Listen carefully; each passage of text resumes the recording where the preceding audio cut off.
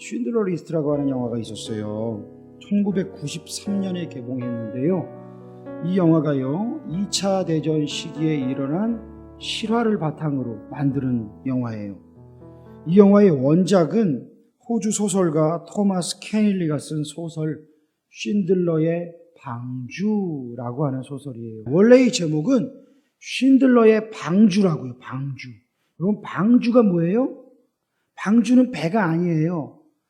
네모난 물에 떠 있는, 한마디로 배이긴 배인데, 배는 누가 운전해요? 사람이 운전하죠. 조정하죠. 근데 방주는 그런 거 없어요. 그냥 물 위에 떠 있는 네모난 상자가 방주예요. 그러니까 쉰들러의 방주라고 하는 게 쉰들러가 얼마나 많은 사람들을 살렸는가 하는 그런 소설이겠죠. 그 소설을 바탕으로 이 영화가 제작되었어요. 폴란드의 크라카우라고 하는 도시가 있습니다. 작은 도시에서 일어난 실화예요. 2차 대전 때 이 크라카우시에는 많은 유대인들이 정착해서 살았습니다. 나치 독일군들이 이 폴란드로 쳐들어와요. 그래서 수많은 유대인들을 수용소로 끌고 갑니다. 결국에는 아우슈비츠 독가스실에다가 집어넣어가지고 다 죽이는 거예요. 그게 수순이었어요. 이런 과정에서 독일인 사업가였던 오스카 쉰들러가 독일군 장교들을 돈으로 포섭합니다. 값싼 유대인 노동자들을 얻기 위해서 돈으로 포섭을 해요.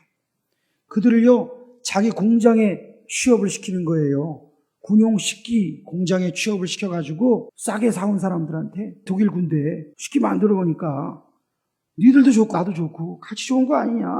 그래서 그 사람들을 취직을 시켜가지고 일을 하는 거예요. 그래서 이 사람이 많은 돈을 법니다. 그러다가 나치가요, 모든 유대인들 한 명도 빠짐없이 모든 유대인들을 잡아서 아우슈비츠로 다 보내라고 하는 그런 명령을 하달을 합니다. 그러니까 쉰들러의 공장에 있던 유대인들도 예외가 아니에요. 걔네들도 다 잡아서 가야 되는 거예요. 근데 쉰들러가요, 마음에 번민을 하기 시작해요. 이 사람들이 생명인데, 지금까지는 돈벌이 수단이었는데 그들이 불쌍해 보이고 그들이 짓밟히고 잡혀가고 죽는 모습을 보니까 마음에 번민이 일어나는 거예요.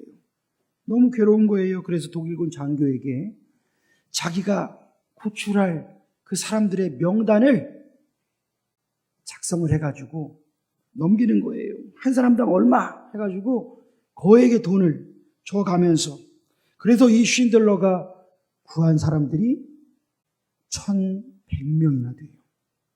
1,100명. 7개월 후에 독일이 항복을 합니다. 독일 사람들은 다 도망가야 돼. 이 쉰들러도 독일 사람이었기 때문에 이 도망을 가게 됐어요. 이별의 순간에 그로 인해 살아남은 유대인들이 다 그에게 몰려옵니다. 몰려와서 그 사람들이 자기들의 금리를 빼가지고요, 그 금리를 녹여가지고요, 금을 녹여가지고 반지를 만들어서 쉰들러에게 줘요. 근데 그 반지에 새겨져 있는 글귀가 뭐냐? 한 사람의 생명을 구하는 자는 온 세상을 구하는 것이다. 탈무드의 글귀를 새겨가지고 그에게 주는 거예요.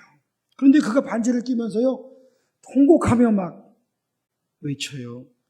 더 살릴 수 있었을 텐데, 내가 돈을 좀 더 벌었다면, 내가 이 차를 팔았다면, 내가 이 금배지를 팔았다면 더 살릴 수 있었을 텐데, 나는 그렇게 못했다고, 내가 안 한 거라고 막 절규를 하면서 눈물을 하고 유대인들이 그를 위로하고 그런지 떠나는 장면이 나옵니다.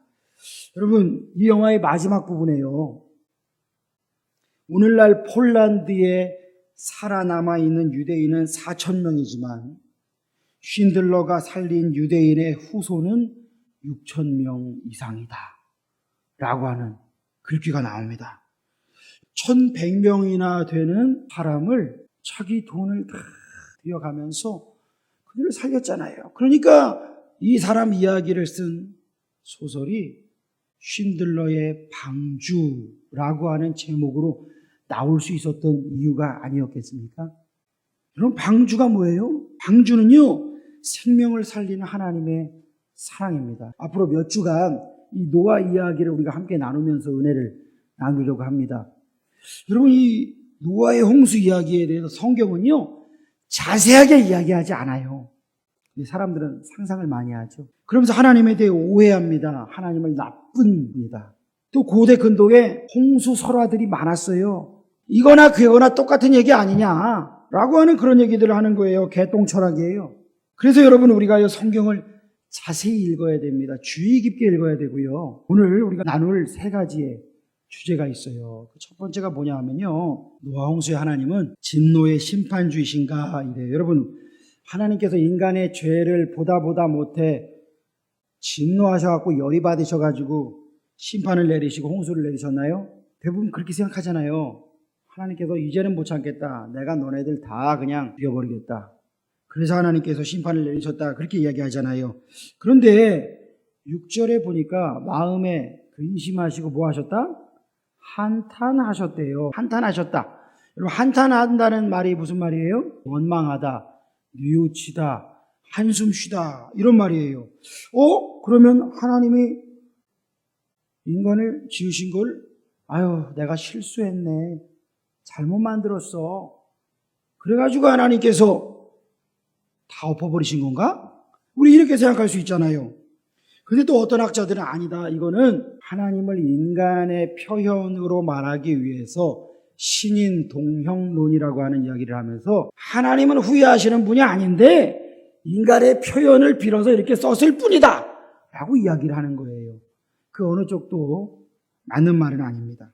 원어를 살펴보면요, 히브리어로 나함이라고 하는 거예요. 나함이 뭐냐? 마음을 바꾸다, 뜻을 돌이키다라고 하는 거예요. 여러분, 하나님께서 뜻을 돌이키신다는 거예요. 자, 그럼 여러분에게 질문합니다. 하나님은 뜻을 바꾸시는 분이세요? 뜻을 바꾸지 않으시는 분이세요? 자, 바꾸신다 손 들어보세요. 뜻을 바꾸지 않으신다 손 들어보세요. 자, 여러분 잘 생각해 봐야 돼요. 성경은요, 하나님에 대해서 말씀하실 때 한탄은 분명히 원망하다, 뉘우치다, 한숨 쉬다라고 하는 뜻인데, 성경을 한번 읽어봅시다. 시작. 하나님은 사람이 아니시니 거짓말을 하지 않으시고 인생이 아니시니 후회가 없으시도다. 하나님께서 여기서 후회하신다 안 하신다? 후회 안 하신다. 뜻을 돌이키지 않으신다. 그렇게 말씀하셨어요. 이 단어, 똑같은 단어를 하나님께서 창세기에 쓰신 거예요. 하나님께서 한탄하사라고 번역한 이야기가 이 얘기예요. 뜻을 돌이키사. 여기 분명히 후회가 없으시다 그랬는데 창세기에는 뜻을 돌이키사 이렇게 말씀하셔요. 그렇다면 이 단어가 또 어디에 쓰여 있느냐 읽어봅시다. 시작. 하나님이 그들이 행한 것 곧 그 악한 길에서 돌이켜 떠난 것을 보시고 하나님께서 뜻을 돌이키사 그들에게 내리리라고 말씀하신 재앙을 내리지 아니하시니라. 자, 요나서에 나와 있는 말씀이에요. 자, 그러니까 똑같은 단어를 민수기에서는 후회가 없으시고 뜻을 돌이키지 않으신다라고 얘기하셨지만, 그런데 요나서에 갔더니 하나님의 뜻을 어떻게 하셨어요? 돌이키셨네요. 왜 하나님이 이랬다 저랬다 하세요? 우리 이렇게 얘기할 수 있어요? 자, 이것을 어떻게 봐야 될까요? 여러분, 그건 뭐냐면요, 하나님의 작정과 하나님의 섭리를 구분해야 돼요. 하나님의 작정은요, 변하지 않아요. 작정이 뭐냐?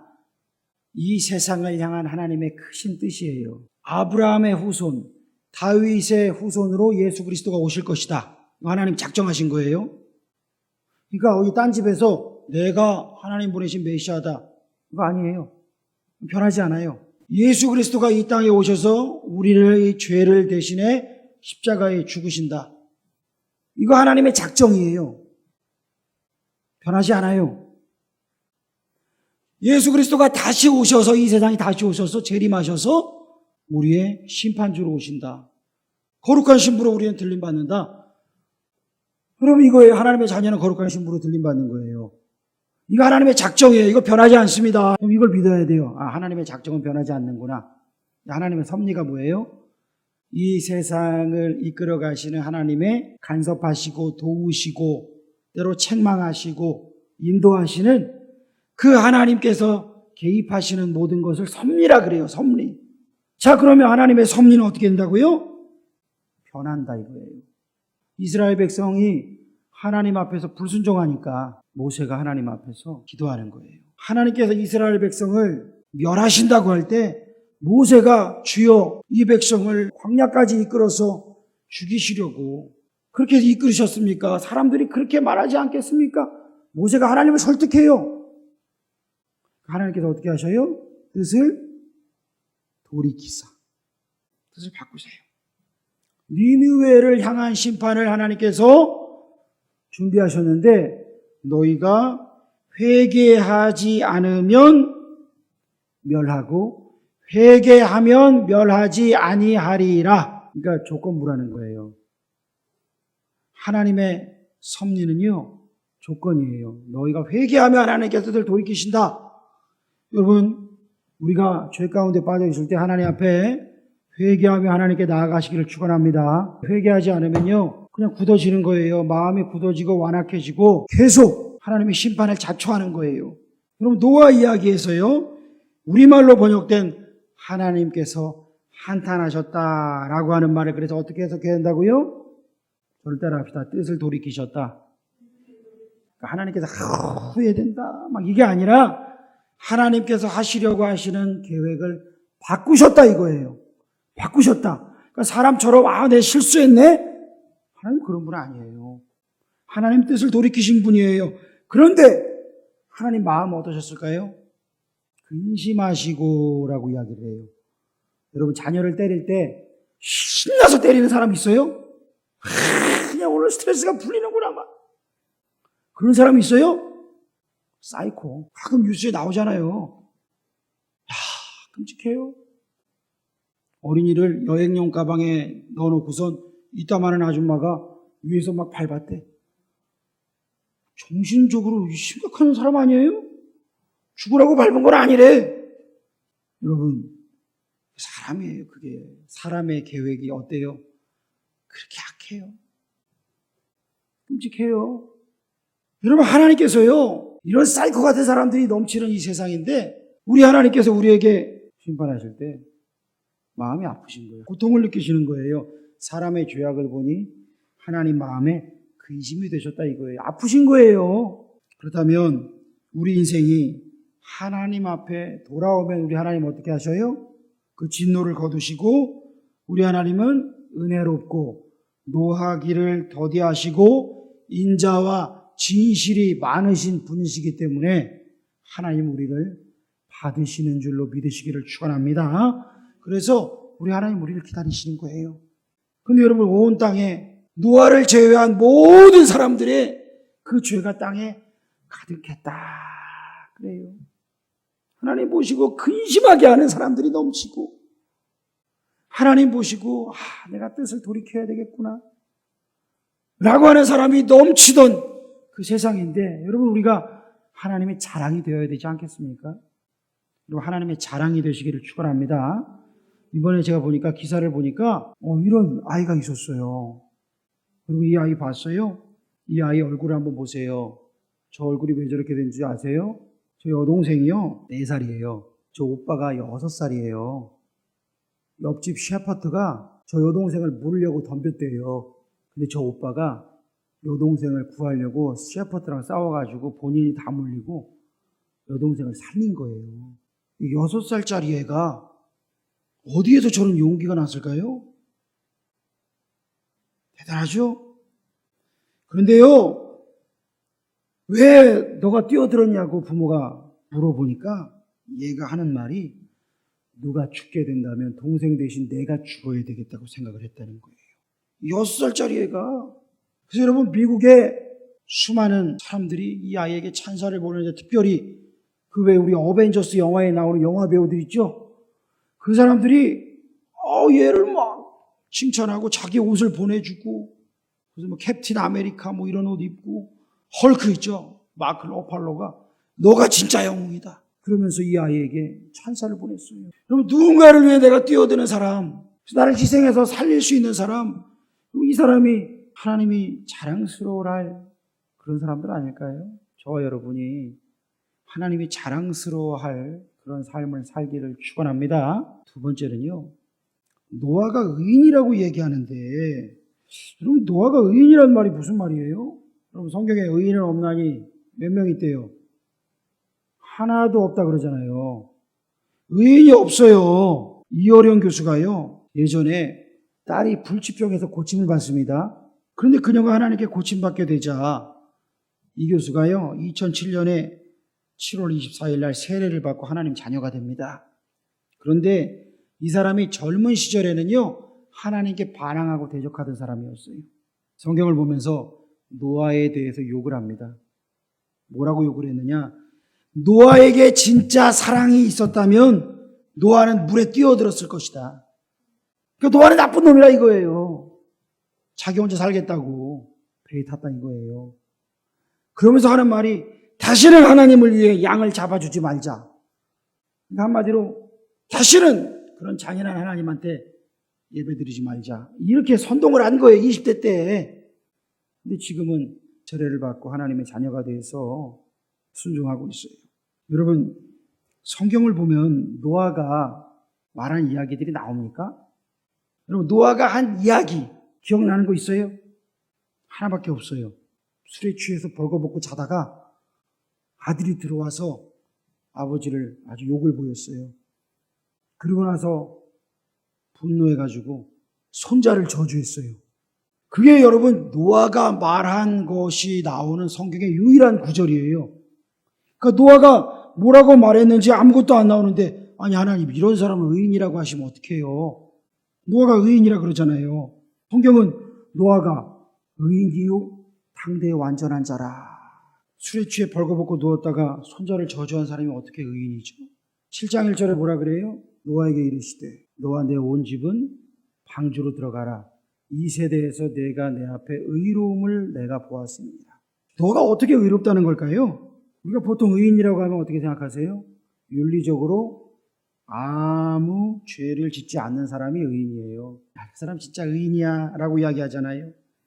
그런데 이런 식으로 의인을 찾으면 이 세상에 의인은 하나도 없어요. 근데 하나님께서 노아를 의인이라고 부르신 단서를 찾아보니까 성경에요, 이렇게 나와요. 한번 읽어볼까요? 방주를 만들어라. 방주로 들어가라. 짐승들이 들어갔더라. 그리고 다른 거 없어요. 방주를 만들어라. 네, 하나님. 방주로 들어가라. 네, 하나님. 짐승들 들어가게 하라.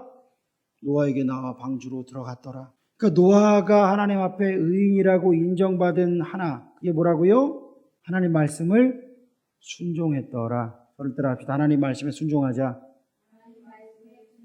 네, 하나님 말씀에 순종해야 돼요. 핑계가 많아. 하나님 말씀을 듣지 않을 핑계가 너무 많아. 이래서 못하고 저래서 못하고 이건 못 믿겠고 이건 너무 어려운 이야기고, 도대체 뭘 하겠다는 거예요? 믿음이 없는 거예요. 순종이 없는 거예요. 그럼 여러분 하나님 자녀 아니에요. 하나님께서 노아를 의인이라고 하는 단서는 이거밖에 없어요. 여러분 노아가 방주를 몇 년 동안 지었다 그래요? 뭐 여러 가지 설이 많은데 120년이라고 우리가 알 수 있어요. 120년간 방주를 지었다. 비가 왔어요, 안 왔어요? 당시 비가 왔대요, 안 왔대요? 비가 안 왔대요. 비가 안 왔대. 그런데 무슨 큰 비가 올 거라고 산 꼭대기에다가 배를 지어요? 하나님께 순종한 거예요. 방주로 들어가라는 명령에 순종하고 짐승들이 먹을 양식을 준비하고 방주에 짐승들이 다 들어갈 칸칸을 다 만들고 그 명령에 순종했어요. 불만을 품거나 대꾸하거나 그러지 않았어요. 순종했어요.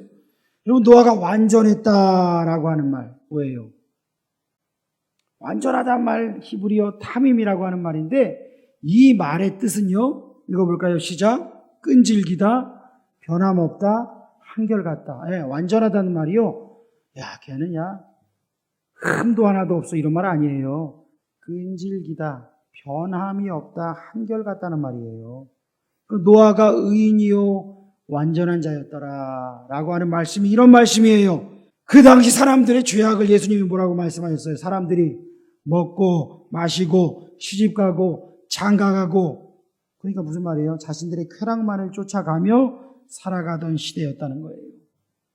그러니까 노아가 하나님의 말씀에 순종한 단 한 사람이었다. 그래서 노아는 의인이요 완전한 자였다. 하나님께 인정받은 사람이다. 그런데 이거에 대해서 성경은 뭐라고 말하냐면 그게 노아가 잘나서 그런 게 아니다. 읽어봅시다. 시작. 노아는 여호와께 은혜를 입었다. 하나님의 은혜가 있었기 때문에 여러분 은혜를 은혜로 받는 거예요.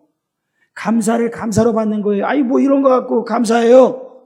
뭐 이런 거 갖고 뭘 줬다 그래요. 주려면 좀 많이 주지. 이런 사람들이 있어요. 줬던 것도 뺏기는 거예요. 그게 한 달한테 받은 사람이잖아요. 뭐 이거 주고 뭘 그렇게 저한테 많은 걸 바랬어요. 감사할 줄 모르는 사람, 은혜를 은혜로 받을 줄 모르는 사람은요 다 뺏겨요. 여러분 노아 시대의 모든 사람들이 그랬어요. 하나님의 은혜, 한량없는 은혜, 그 축복을 누리면서도 온 땅에 포악함이 가득했더라. 근데 노아만 하나님의 은혜를 은혜로 알았더라. 이거예요. 여러분 하나님의 은혜를 은혜로 감사로 받으시기를 축복합니다. 그 사람이 하나님을 위해 일할 수 있는 거예요. 여러분 의인이 뭐냐? 하나님께 순종하여 많은 생명에게 유익을 준 사람이라고 우리가 그러니까 정의를 내릴 수 있을 거예요. 여러분 이 사람은요 김주윤이라고 하는 사람이에요. 이 사람이요 다시라고 하는 회사의 대표인데요. 이 사람이 지금 만든 게 저게 뭔지 아세요? 스마트워치예요. 점자 스마트워치. 맹인들이 이거 핸드폰 스마트폰 볼 수 있어요? 못 봐요. 그렇죠? 맹인들은요 성경책을 보려고 해도요 이 어마어마하대요. 이 분량이.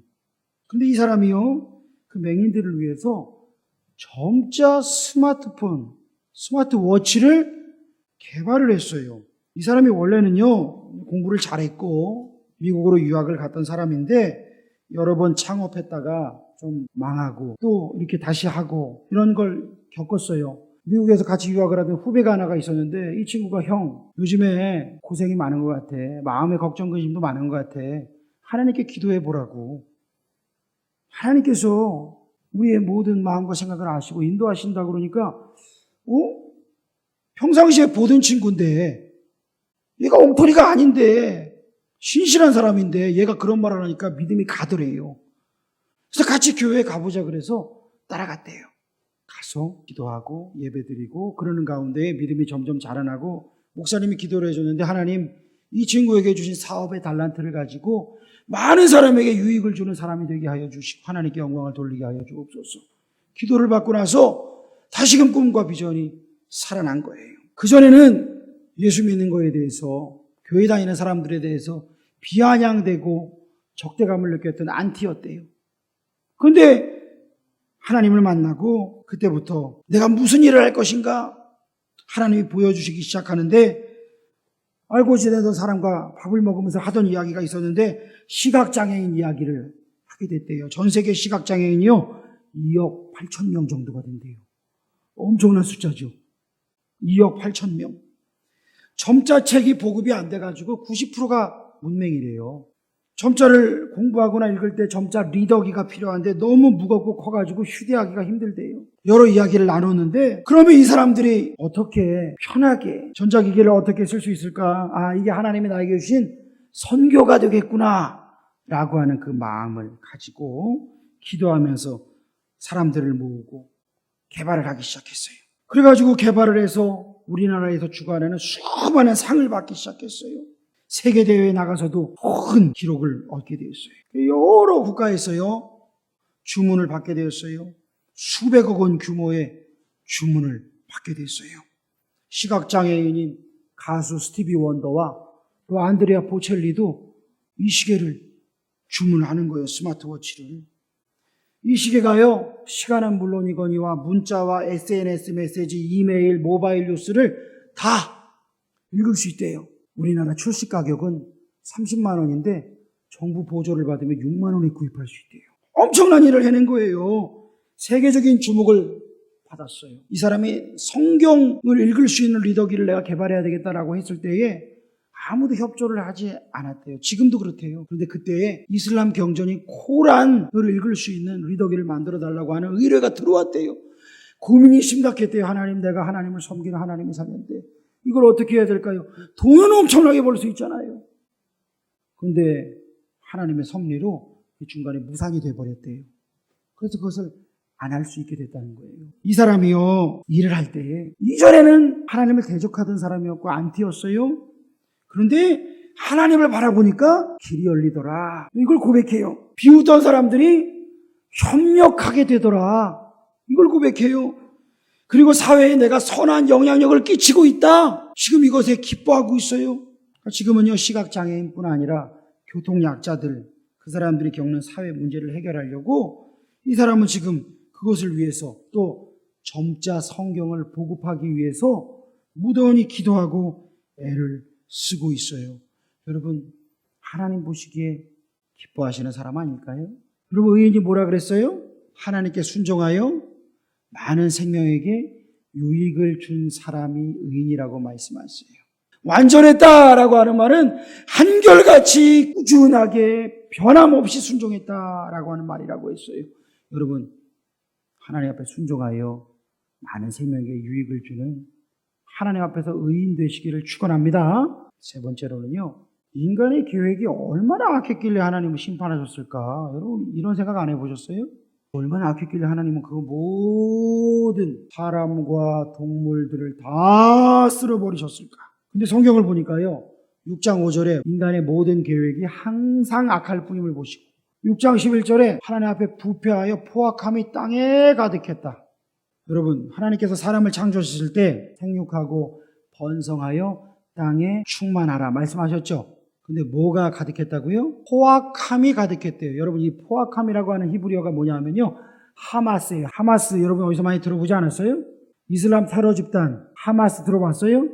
포악하단 말이에요. 자기네들 이름을 그렇게 지은 거예요. 다 죽인다 이 말이에요. 근데 이 하마스가 온 땅에 가득했다 이 이야기였어요. 그럼 도대체 이런 포악함이 뭔가, 악함이 뭔가 우리가 봐야 돼요. 읽어볼까요? 시작.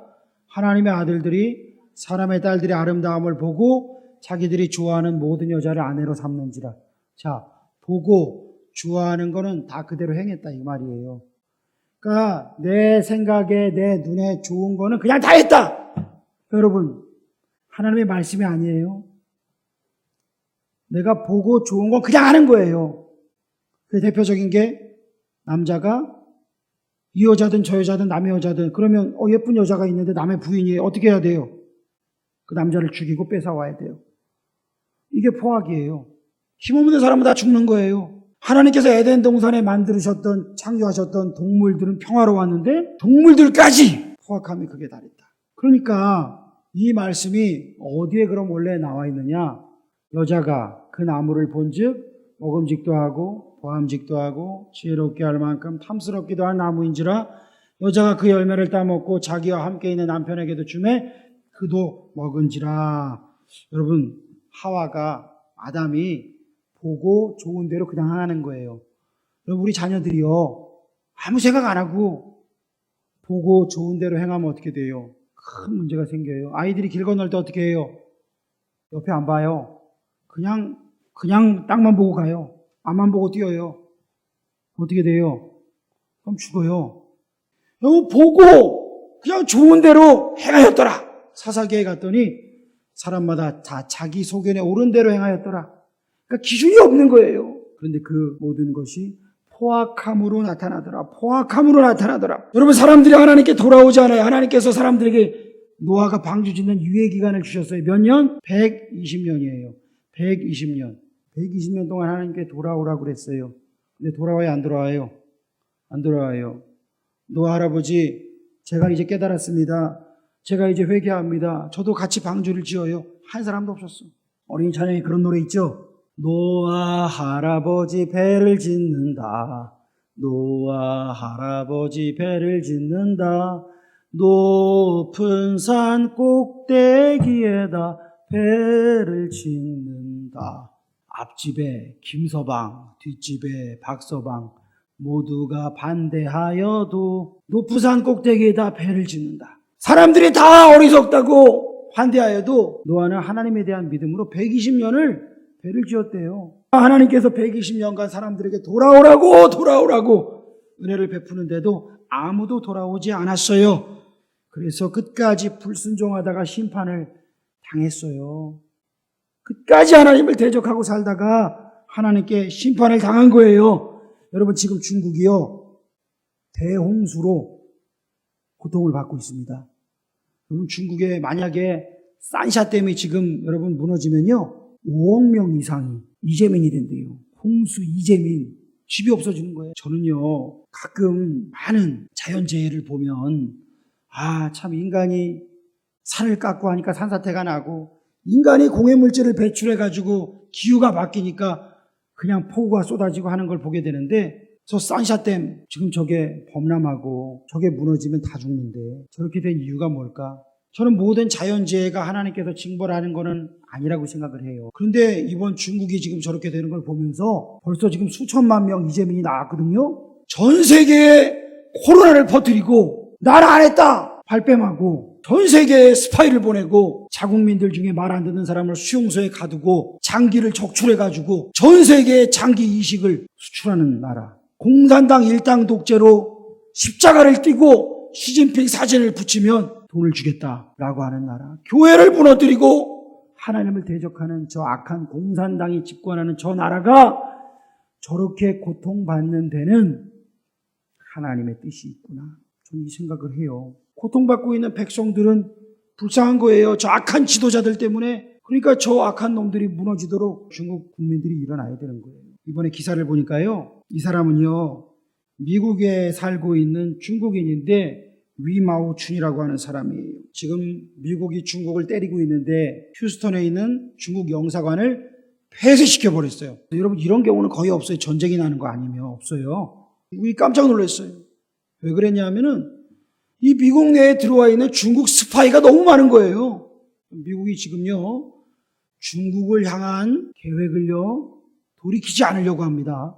중국을 아주 완전히 망하게 하려고 작정을 했어요, 미국이요. 그런데 이런 강경 정책을 하게 된 배경은요, 중국에서 태어나서 문화혁명을 겪고 중국의 이 약한 상황에 몸서리를 쳤던 중국에서 대학을 나오고 미국으로 유학을 와서 미국에서 교수를 하고 미국 정부에서 일을 하고 있는 이 위마오춘 교수가 내는 이 정책에 기반한 계획들이에요. 중국에서는요, 이 사람을요, 매국노라 그러고요, 간신이라 그래요. 미국에서는요, 이 사람을요, 우리나라의 국보다 라고 이야기를 할 정도로 지금 이 사람을 그렇게 위하고 있어요. 여러분, 이 사람이요, 자기가 태어난 나라, 자기의 모국인데 공산당은 멸망해야 된다라고 하는 이 신념이 확고한 거예요. 공산당 일당 독재로 중국인들이 지금 고통받고 있기 때문에 저들과 평화하고 저들과 친구가 되고 하는 거는 절대로 있을 수가 없다. 저들이 그래서 상호 협력하자, 함께 윈윈하자, 이런 공산당의 용어를 활용한 전술이 있어요. 믿지 마라. 공산당을 너무나 잘하는 사람이에요. 그래서 이 사람이 미국의 편이 돼가지고 지금 중국을 무너뜨리는데 아주 큰 일을 하고 있어요. 저는요, 지금 되어져 가고 있는 이 세상 일을 보면서 이 악한 세상에서 살 길이 뭐냐? 저 악한 중국 공산당 편에 붙어가지고 그냥 멸망의 길로 가고 있는 수많은 중국인들이 있어요. 근데 이 사람이 정말 생명의 길을 찾았구나, 제대로 된 길을 찾았구나 라는 생각을 해요. 여러분, 우리가 이 땅을 살아가면서도 세상 사람들이 하나님을 대적하고 하나님을 멀리 떠나 본능대로 살아가고 있고, 성경에 보면 저들이 육신이 됨이라 라고 말할 때 이 육신이 되면요, 짐승과 다를 바 없는 존재가 되었다라고 하는 말이에요. 하나님의 영이 떠나면 그냥 짐승이 되는데 짐승처럼 살아가더라, 이 말이에요. 여러분, 이렇게 살아가는 짐승 같은 현실 속에서 여러분, 우리가 어떻게 살아갈까요? 이 세상을 본받지 않고 하나님의 기쁨이 되어 살아가는 저와 여러분 되시기를 축원합니다. 여러분, 이 사람은요, 우리나라의 유명한 헤비급 보디빌더 윤종묵이라고 하는 사람이에요. 어때요? 포징을 하고 있는데요, 엄청나게 운동을 했어요. 수많은 보디빌딩 대회에 나가 수상을 하고 대한민국 보디빌딩 헤비급의 자존심이라고 불름받았던 사람이에요. 그런데 이 사람이요, 지금은요, 어디에 있는지 아세요? 병원에 있어요. 병원에서 수술을 하게 되는데 무슨 수술이냐? 신장 수술을 하게 됐어요. 신장을 이식받지 않으면 죽는다. 왜 그랬느냐? 여러분, 보디빌딩 저렇게 근육이 사람이 나올 수가 없어요. 저렇게 나오려면요, 수많은 약을 먹어야 됩니다. 근데 이 약이 몸에 좋아요? 아니요. 몸을 망가뜨리는 길. 알면서도 저 몸을 만들기 위해서, 대회에 나가 우승하기 위해서, 그래서 성공하기 위해서 먹는 거예요. 먹고 나면 어떻게 될까요? 10년 이상 먹었죠. 신장이 완전히 망가졌어요. 만성 신부전증을 진단받았어요. 이 사람이요, 어느 날 코피가 터졌는데 8시간을 멈추지 않았대요. 그러니까 온몸이 정상이 아닌 거예요. 그래갖고 지금 신장 이식 수술을 받았는데, 그럼 신장이 여러분 어디서 나서 이식을 받아요? 놀라운 건 뭐냐면요, 20년 동안 연락이 끊겼던 아버지, 그 아버지가 소식을 듣고 찾아왔어요.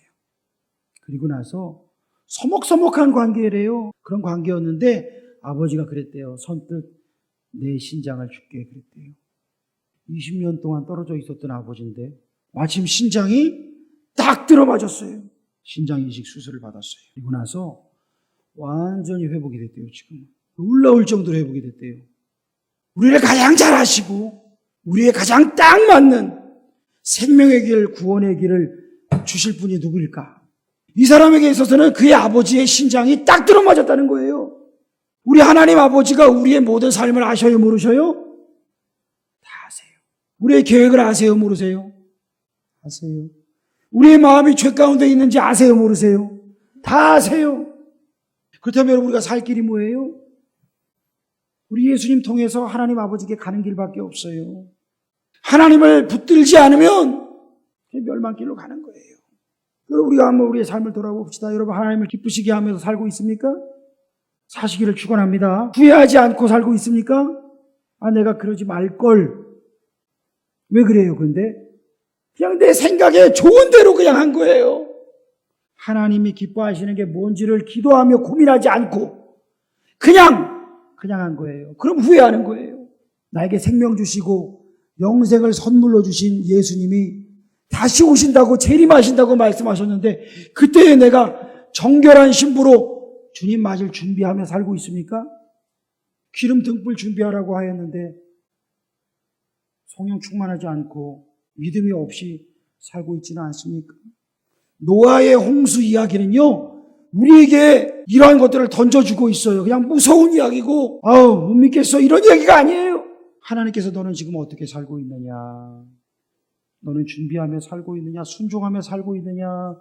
우리에게 물어보실 때에 여러분, 우리의 마음을 새롭게 함으로 변화를 받아 세상을 분별하고 하나님 말씀 앞에 순종하며 복받는 저와 여러분 되시기를 축원합니다. 기도하겠습니다. 하나님 아버지, 이 세상이 패역하고 악하여 하나님 앞에 범죄하고 수많은 사람들이 하나님을 떠나 살아가는 그러한 현실 속에서 우리는 어떻게 살고 있습니까? 겉모습만 예배자이고 겉모습만 교회에 나오는 그런 사람은 아닙니까? 하나님 아버지, 우리의 중심이 변화되어 하나님을 두려워하며 경외하며 하나님을 사랑하고 하나님을 쫓아 살며 주님을 기쁘시게 하고 후회하지 않고 주님 오심을 기다리며 날마다 거룩한 신부로 성령으로 믿음으로 단장되어 살아가는 저와 우리 모든 성도들 되도록 주님 은혜를 베풀어 주시옵소서. 은혜를 은혜로 알고 감사로 받아들이고 하나님께 영광 돌리게 하여 주시옵소서. 예수님의 이름으로 기도합니다. 아멘.